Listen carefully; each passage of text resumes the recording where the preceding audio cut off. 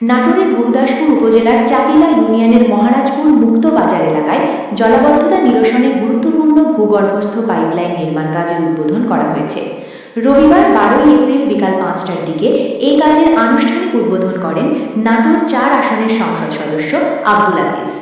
উদ্বোধনী অনুষ্ঠানে বক্তারা বলেন, বর্ষা মৌসুমে জলাবদ্ধতার কারণে এই এলাকার সাধারণ মানুষ দীর্ঘদিন ধরে ভোগান্তির শিকার হচ্ছিলেন। এই পাইপলাইন নির্মাণ কাজ সম্পন্ন হলে পানি নিষ্কাশন ব্যবস্থা উন্নত হবে এবং কৃষি ও জনজীবনে ইতিবাচক প্রভাব পড়বে। উদ্বোধন শেষে প্রয়াত দেশনেত্রী বেগম খালেদা জিয়ার আত্মার মাগফিরাত কামনায় বিশেষ দোয়া অনুষ্ঠিত হয়। অনুষ্ঠানে উপস্থিত ছিলেন উপজেলা সহকারী কমিশনার ভূমি আসাদুল ইসলাম, জেলা বিএডিসির নির্বাহী প্রকৌশলী সাজ্জাদ হোসেন, উপজেলা বিএডিসির সহকারী প্রকৌশলী সাইদুল ইসলাম সহ স্থানীয় বিএনপির নেতৃবৃন্দ। উল্লেখ্য, বাংলাদেশ কৃষি উন্নয়ন কর্পোরেশনের অর্থায়নে এবং গুরুদাসপুর উপজেলার সেচ বিভাগের বাস্তবায়নে 1.22 কিলোমিটার দীর্ঘ এই পাইপলাইন নির্মাণে ব্যয় ধরা হয়েছে প্রায় 47 লাখ টাকা।